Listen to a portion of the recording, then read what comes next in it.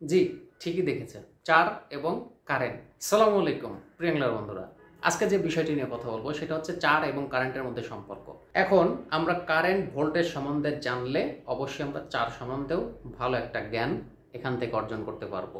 এই জন্যই বলতেছি যে ৪টা জায়গায় কাজ করে না এবং কেন কাজ করে না সেটা কারেন্ট এবং ভোল্টেজের সাথে কেন সম্পর্ক, আমি কিন্তু বিষয়টা সহজভাবে উপস্থাপন করার জন্য আমি কারেন্টের হেল্প নিলাম। এখন এইটা দিয়ে আমি আপনাদের সহজভাবে বুঝাইতে পারবো যে আসলে ৪ কিসের জন্য কাজ করে না। তো যাই হোক, আপনারা দেখছেন hook fishing video review channel আর আমি আছি ওমর ফারুক। তো চলুন শুরু করা যাক।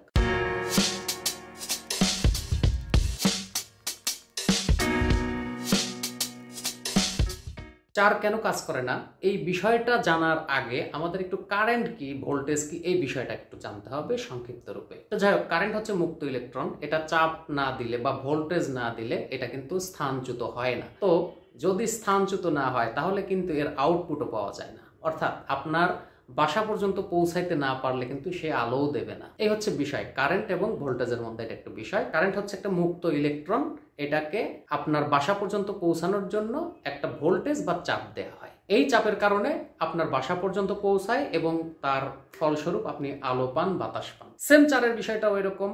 সেটা হচ্ছে যে ৪টা জায়গায় আপনি ৪ করলে কখনোই ওই ৪ কাজ করবে না। 4কে কাজ করাইতে হলে এখানে একটা চাপ থাকতে হবে। এখন চাপ বিষয়টা কি এটা কিন্তু সহজভাবে বোঝানোর জন্য আমাকে কারেন্টের এবং ভোল্টেজের হেল্প নেওয়া হয়েছে বা নেওয়া লাগছে আর কি। তো যাই হোক, এখন 4টা জায়গা নাম্বার 1 যেখানে অধিক স্রোত, তারপরে দ্বিতীয়ত যেখানে স্থির, একদমই স্থির পানি ওই জায়গায়, প্লাস হচ্ছে যেখানে কাদাযুক্ত জায়গা, এবং নাম্বার 4 হচ্ছে একটা ঢালু জায়গা। এখন এই জায়গাতে ৪ কেন কাজ করে না এই বিষয়টা আমি একটু বোঝাচ্ছি আপনাদের। তো প্রথমে আমরা আসি যে যেখানে অধিক চাপ, তো অধিক চাপ থাকলে সেই জায়গায় ৪ কাজ করে না, অর্থাৎ স্রোতের ধার থাকলে বেশি স্রোত, এখানে আপনি যেভাবেই ৪ রাখেন কিছুক্ষণের বেশি রাখতে পারবেন না, অর্থাৎ এটার কোনো ফল পাবেন না। সেম ভোল্টেজের বিষয়টাও এরকম। ভোল্টেজ বেড়ে গেলে অনেক সমস্যা হয়, তো এটাও এরকম। এটাও যদি এরকম বেশি স্রোত হয় তাহলে আপনার সমস্যা হবে। তো এটা একটা স্বাভাবিক একটা চাপের মধ্যে থাকতে হবে।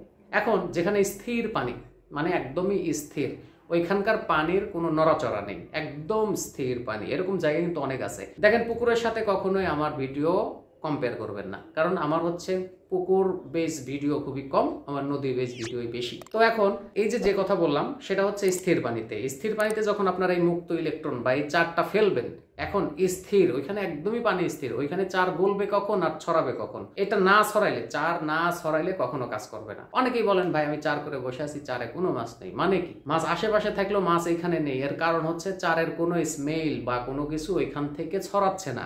ছড়াইলে তবেই একটা মাছ সোর্স খুঁজতে আসবে, যে এই ৪টা বা এই স্মেলটা কোথা থেকে আসতেছে, তখন ওরা সোর্স খুঁজবে এবং এই সোর্সে আসবে, এসে তারপর আপনার টোপ খাবে। এরকম জায়গাতে ৪ করলে রেজাল্ট হওয়ার সম্ভাবনা খুবই কম। নাম্বার 3, কর্দমাক্ত জায়গা বা কাদাযুক্ত জায়গা, যেমন অনেক সময় পলি মাটি পড়ে থাকে, অনেক নরম। এখন এই জায়গায় আপনি 4-এর ডিব্বা ফেলছেন, ওইটা একদম গেড়ে গেছে। এখন ওইটা কিন্তু পানির সাথে মেশা খুবই কঠিন একটা ব্যাপার, এবং এটা ছড়ানো কিন্তু একটা কঠিন ব্যাপার। এটা কিন্তু ছড়াবে না, অর্থাৎ আপনি 4 করছেন, আপনি জানেন যে আমি 4 করছি, কিন্তু এই 4টা কিন্তু মেশে নাই বা পানির সাথে ছড়ে নাই। আর এটা না ছড়লে কখনোই 4 কাজ করে না। ওই ঘুরতে ঘুরতে কখন একটা মাছ এখানে আসবে, তখন একটু খাবে, এইটা বিষয় না। আমাদের বিষয় হচ্ছে 4টা ছড়াইতে হবে। 4টা যখন একটু ছড়াবে, গ্রান ছড়াবে, তখন আপনার মাছগুলো এখানে আসবে। এখন এখানে কাদার নিচে পড়ে আছে আপনার ডিব্বাটা, অর্থাৎ বলটা কাদার নিচে পড়ে আছে, 4-এর বল, তাহলে কিন্তু এটা কাজ করবে না। এই জায়গাতে কখনোই 4 কাজ করবে না, অর্থাৎ যার কাছে আপনি 4 নেন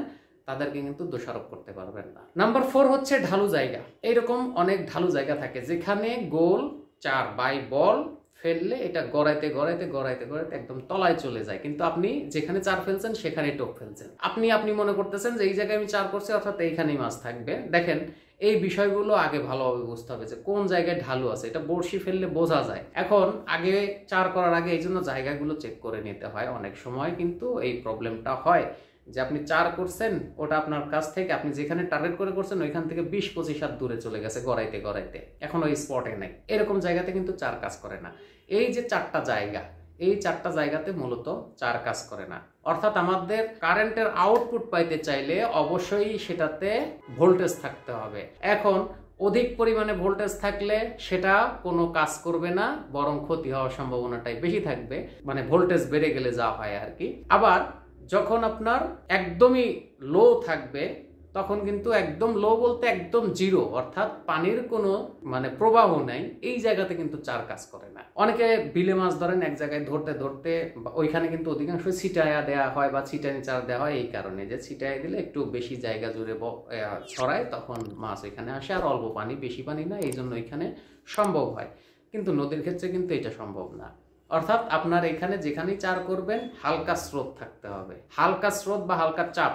এই যে হালকা স্রোত থাকা, এই স্রোতটাই আপনাকে মূলত মাছ আসার জন্য সাহায্য করবে। আপনি যখন চার করবেন, এই চারটা গলতে গলতে যখন ছড়ায় যাবে একটু দূর পর্যন্ত, তখন দেখবেন যে মাছ আপনার এই স্পটে বা এই সোর্সে চলে আসছে এবং এখানে মাছ খাচ্ছে। এখন এই যে কয়টা জায়গার কথা বললাম, এই জায়গাগুলো আপনাকে প্রথমে অ্যাভয়েড করতে হবে। অধিক স্রোতে চার করা যাবে না, আবার একদম স্থির পানিতেও চার করা যাবে না।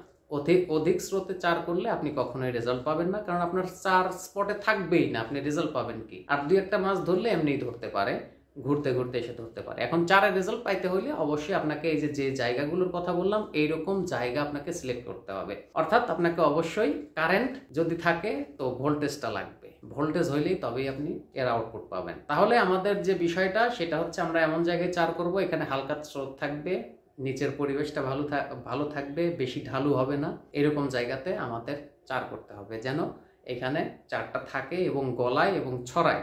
এই যে টোটাল বিষয়টা, এইটা যদি আপনার চারে হয় বা স্পটে হয়, তাহলে ওই স্পটে আপনি বেশি মাছ পাবেন। এখন যেখানে মিডিয়াম স্রোত আছে, হালকা স্রোত, ওই জায়গায় কিন্তু আপনি মাটির বড় বল বা মাটি দিয়ে চার বল করে দিলে এখানে কিন্তু সারাদিনেই গলাবে হালকা হালকা করে, তখন কিন্তু মাছ আসার সম্ভাবনাটা বাড়বে। এখন যেখানে একদমই স্থির, পানির কোনো চলাচল নেই, কোনো প্রবাহ নেই, ওই জায়গায় কিন্তু আপনার চার করলে কাজ হবে না। আর উপরে অনেক সময় দেখা যায় পানির উপরে লেয়ারে স্রোত আছে কিন্তু নিচে স্থির, এরকম জায়গাও আছে। তো যাই হোক, ওটা পরের বিষয়, ওটা অনেক রেয়ার। যে বিষয়টা আপনাদের মাথায় রাখতে হবে, হালকা স্রোত থাকবে এবং সোপের পাশে বসতে হবে, যে এদিক দিয়ে সোপের মধ্যে স্রোত ঢুকতেছে, তার ডান পাশে আপনাকে বসতে হবে, তাহলে আপনি এই চারের রেজাল্ট পাবেন। তো যাই হোক, এই ছিল মূলত আমার চার নিয়ে, এই চারটা স্পটে যে কাজ হয় না, এইটা আসলে আপনাদের জানানো উচিত ছিল, যার কারণে আমি এই ভিডিওটা বানালাম। আর উদাহরণস্বরূপ আমাকে অবশ্যই কারেন্টের হেল্প নিতে হয়েছে। তো যাই হোক, আপনারা আশা করি অনেকেই সহজভাবে বুঝতে পারছেন। তো দেখা হচ্ছে নেক্সট কোনো ভিডিওতে, সে পর্যন্ত সবাই ভালো থাকবেন, আল্লাহ হাফেজ।